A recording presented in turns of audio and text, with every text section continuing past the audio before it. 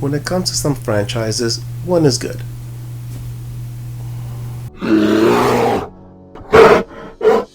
Hi there guys, thank you for coming to Cinema Bear. My name is Eric Ortiz, and in honor of the upcoming Crow remake, we're going to take a look at The Crow City of Angels, the first sequel in the Crow franchise.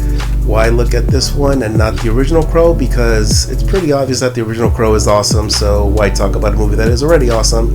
Let's kind of dig into the fact that the second one isn't. So in The Crow City of Angels, we follow Ashe Crawford, who is pretty much a doppelganger for Eric Draven from the original film, but instead of losing his wife, he loses his son. And then we just pretty much find him going through the gradual steps of exacting revenge on the people that took his son's life.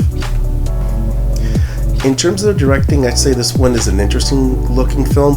It's very different than the original Crow. I did, for the most part, like the look of the film. I would have to say, in many ways, sometimes the movie eclipses the original when it comes to little things like, let's say, Ashe's resurrection scene. I think was more visually compelling, and some of the chase sequences here are just more visually interesting. A lot of the use of color, for example, is something that would be adopted by Guillermo del Toro later on if you see a movie like Blade Part 2. But, outside of that, this movie is very much a drag. There really is little to no cinematic energy, and I don't know if that's the script, I don't know if that's the fact that the movie just feels kind of gross in a way, in the sense that it kind of tries to recreate that spirit that the original had, but it just never really comes together. In terms of the acting, I'd say it's fair at best. There's some cute performances here done by people like a young Thomas Jane playing one of the goons, but outside of that, everyone is pretty much forgettable. The one standout, and it's not in a positive way, would be the lead actor, Vincent Perez. He just does not work in this film at all. It feels like he's doing Brandon Lee cosplay, and it just falls flat on its face. His performance just feels very cartoony, sometimes a bit too big for the story that's trying to be told, and I found him to be a little bit more whiny and annoying than anything else. I'm sure Vincent Perez is a very skilled actor, and there's other work that he's done that better represents his talent, but definitely not this movie. Mia Kirshner playing a grown-up version of Sarah was actually kind of entertaining. I did like how she interpreted that character as an adult.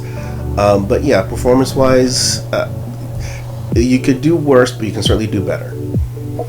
One of the great things about this movie is that it does look very different than the original, and I gotta give it some credit for that. It would have been very easy to just make a movie that looked like the original Crow, and people would have been fine with it, until they, saw the acting and the story and everything else. But this one tried to be its own visual template, and for the most part it succeeds. I do like the look of it. I do like the warm colors at night. It's an interesting aesthetic that made it stand out. But this movie is still CineBad.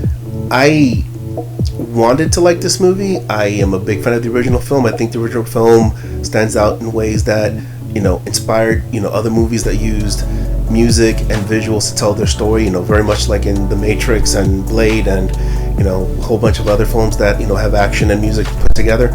But this one is just it's like when you order something from Amazon and you accidentally order from wish.com. It's kind of like the experience that it is to watch this movie. And that's my honest take on The Crow City of Angels. It's not a piece of shit, but it's not a good movie either. It exists. It had its moments here and there. I'm very cautiously optimistic for the remake. I like Alexander Skarsgård, but hey, we'll see what happens. In any case, thanks for watching Cinema Bear. My name is Eric Ortiz. Please like and subscribe, and I'll see you for the next one. Take care.